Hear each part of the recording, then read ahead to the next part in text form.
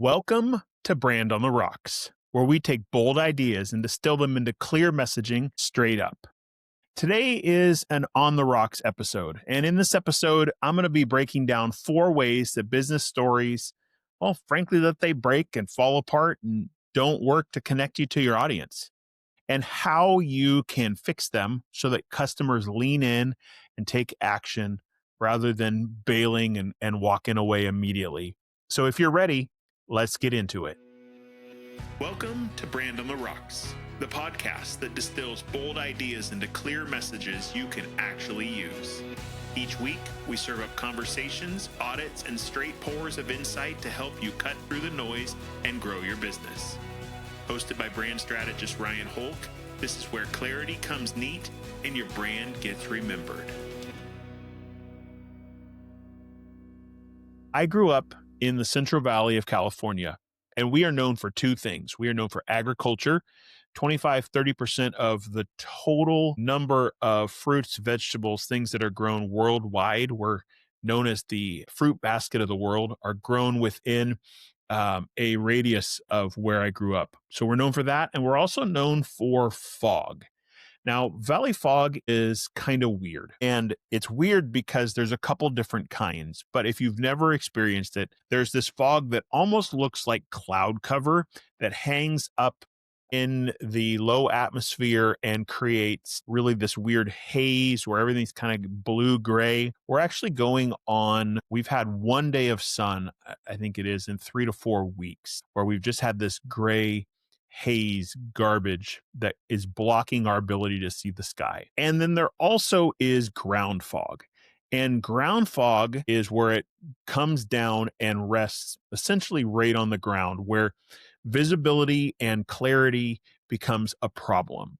It's not unusual when you get thick ground fog, which is you got just the right combination of things happening, that when you're driving in it, you can have visibility that's only like 5 or 6 feet beyond the length of your car. I can remember as a kid driving home late with my mom on more than one occasion where a drive that usually took 15 minutes took almost an hour because visibility was so bad and you had to roll your windows down and listen for people and if there was other cars coming, and be really careful at intersections, those type of things. But the interesting thing is that most of us drive our marketing as if we're in ground fog. In our heads, our message is pretty close. There's just a little bit of mist. So we go ahead and start sharing. But for our customers, it is a complete whiteout. They're in this ground fog going, I don't know what you're talking about.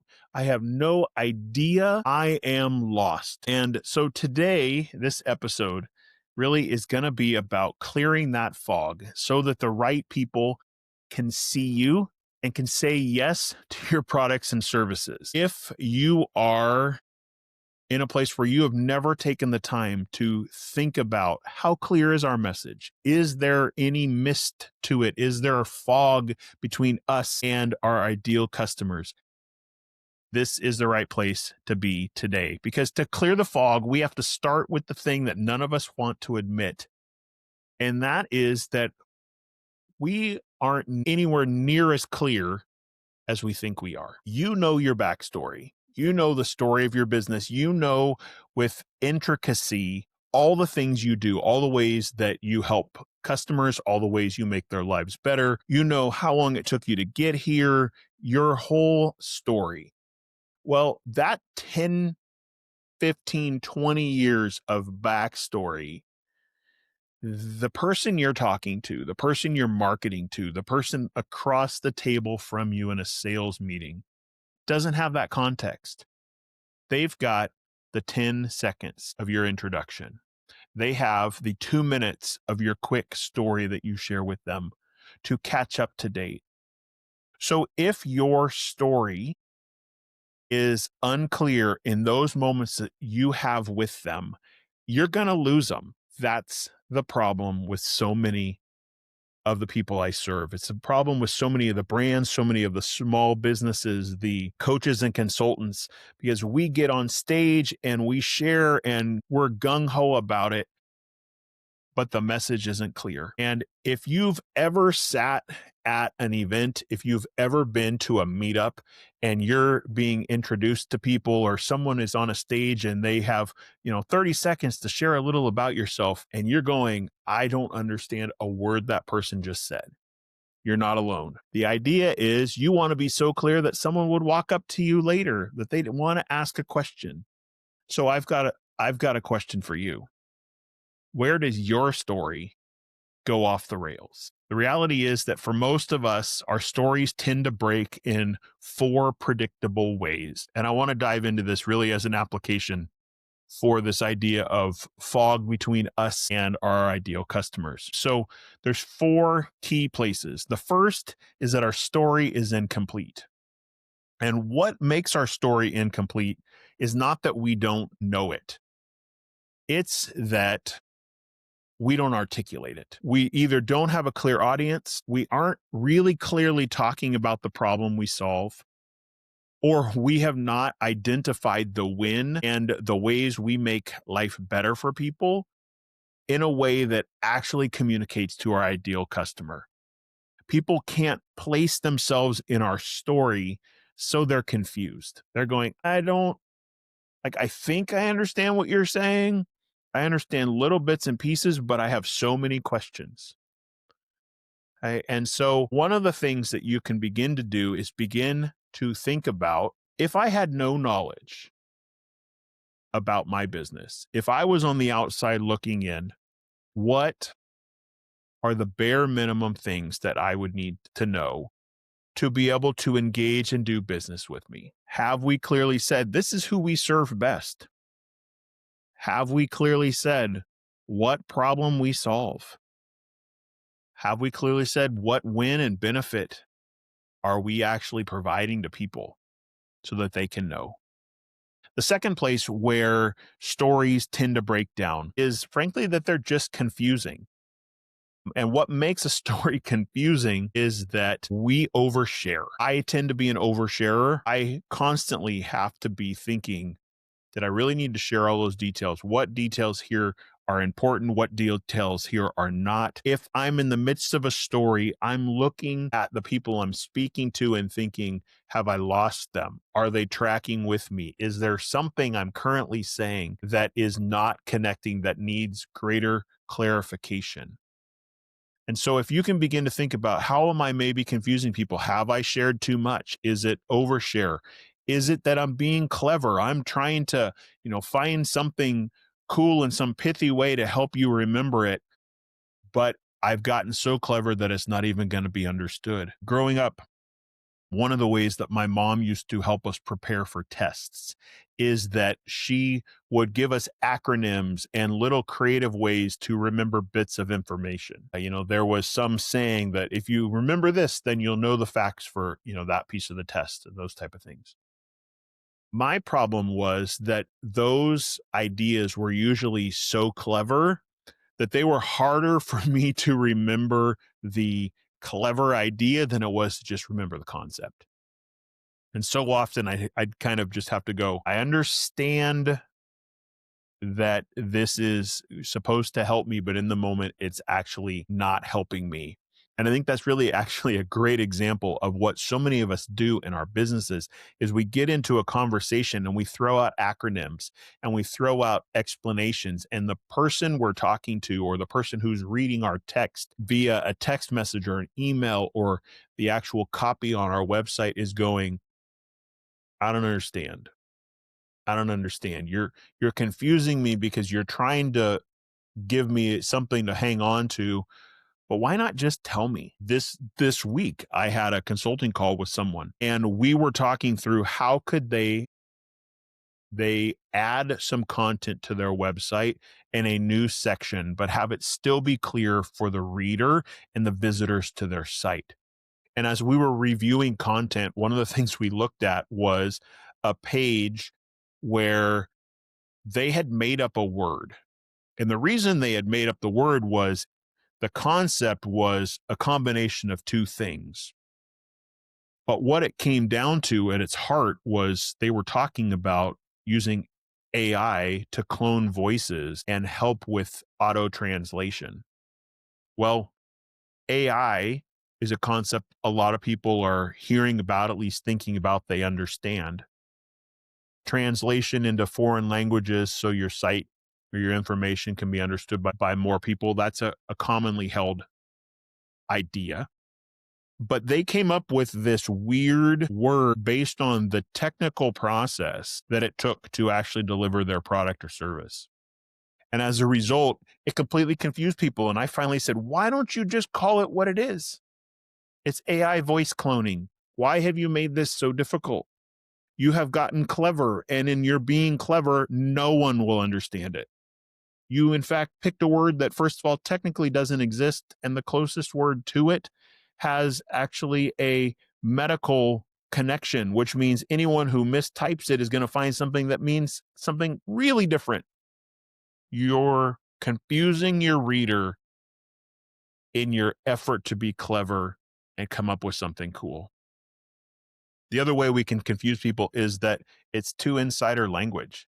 This was really a problem when I serve a lot of nonprofits. Is we've got all these fun ways that we meet needs and we serve people, but we oftentimes explain them in ways that make sense to us, but not to people who actually need our services. It's kind of like loving a sport, and you walk up to a group of people talking about baseball or a group of people talking about football, and they're talking about the refs or the umps and what happened in the game and did you see this, and all of a sudden people who don't understand the details of that specific sport are lost in a moment.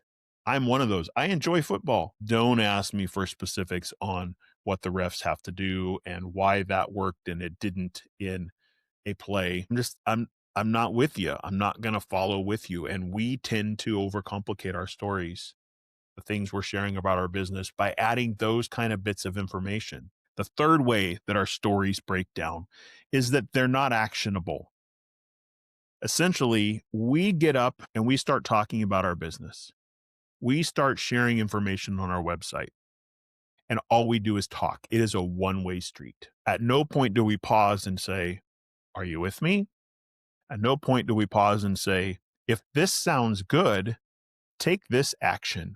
We don't articulate a clear next step, a simple opportunity for people to engage with next.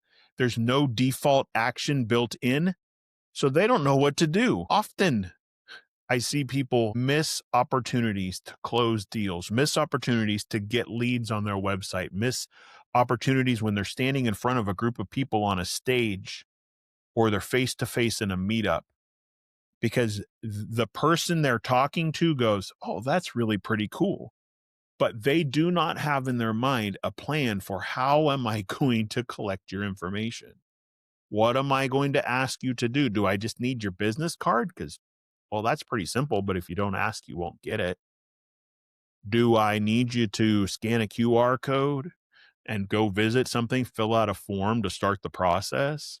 Do I need you to whatever? But knowing what is the next step, we haven't made our story actionable so people don't take action, not because they aren't connected, but because we haven't given them the opportunity. The fourth way that stories break down is that they don't lead to results. We have a cute story. We have a fun something that sounds great when it's being shared, but we've never gone back and thought, why did I pick that story? Is that the right story to be sharing right now in this moment? Is it driving revenue? Is it driving impact in our organization? Websites are one of the places where I see this a lot. I've been working on a site for someone who is struggling to put into writing the story of their business. They came to me and said, we don't want to hire you to help with copy. We don't want to hire one of your connections to help us. Give us an outline of what's needed and we'll take care of it. Well, they got into the midst of it and we're building the site and the site looks nice and they're supposed to be writing content and it's not getting written. And it's not getting written. And we've taken outlines and we've taken structures and said, Here's the 3 questions this section needs to answer. Can you just tell us in your own words, how does your business answer these 3 things? What do they do? And it's been a struggle for them. And the reason it's a struggle for them is because they've never thought about it in a constructive way. They've always just said, "Here's our cool services." And they have a list of people who have always called because they're trying to solve a specific problem. But they've never thought about, if this isn't someone who has that exact pain point, how would I talk to them about our products and services? How would I explain why this is important to their business? Because frankly, they provide a service that will keep business owners out of jail and keep them out of trouble with the government. It's a needed resource, but they've never taken the time to think about, how is the story we're telling driving people to get results? As a result, their website struggles to get clicks. Their website struggles. It looks beautiful, but a beautiful website does not mean a functioning, working website. It just means it's pretty. The words are what completes the entire piece, where your story connects with the reader, where they get enough information to go, I think I should call these people because they're going to solve my problem. So I'm curious, if you had to circle one of those 4 things: your story is incomplete, your story is somehow confusing, it's not actionable, it doesn't lead to results. What do you feel like is your biggest gap today? Which of those 4 would be your biggest gap in your business? One of the things that I oftentimes help businesses with is that they call and they're having a struggle with one of these areas, but they aren't sure. They can't actually articulate it. We have a messaging problem. Our marketing's not working. Something about our story is disconnected.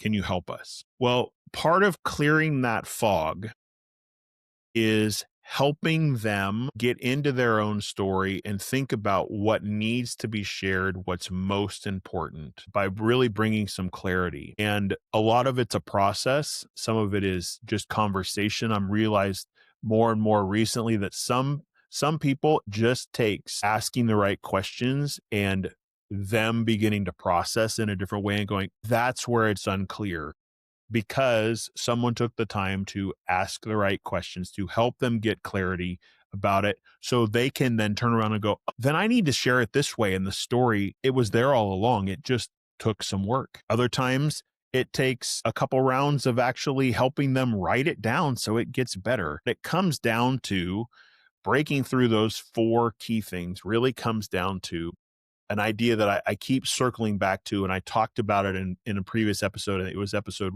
1 or 2 of the podcast, really, where I broke down my framework to help clear the fog, and it starts with your audience, your problem, your solution, and your win. And that framework, I kind of alluded to it in that episode about the fact that there's 4 almost ridiculous questions that will help make a significant difference in your business.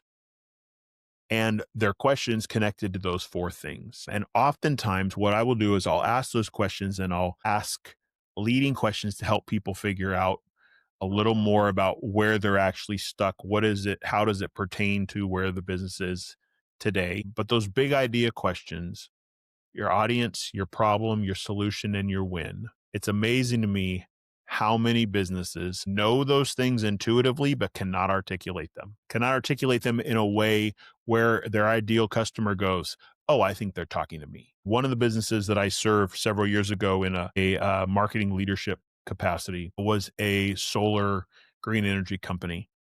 And we worked through some of this process with them. Was, all right, how can we articulate? You do like 8 things. How do we articulate each of them so that when someone has a need for that specific version of your green energy solution, they know they're in the right place. They know why you guys are so much better than all the other shops in town.